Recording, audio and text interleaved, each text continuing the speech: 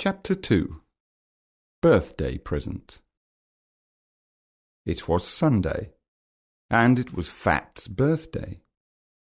In the morning, his mum and dad came into his room.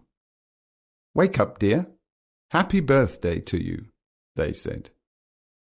"Here is your present." Fat opened his eyes and saw a bike. It was very beautiful.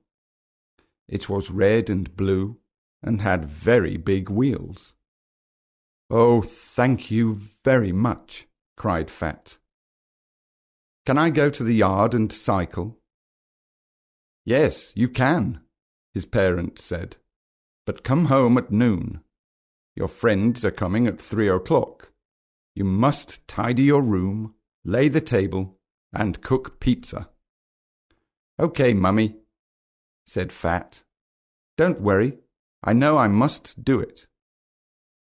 Fat's mum looked at him and said, "Oh dear, look out of the window. It's sunny and warm. Take off your trousers, jumper, and trainers.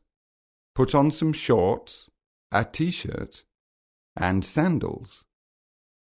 Fat took off the warm clothes and put on his yellow shorts, a red t-shirt, and green sandals.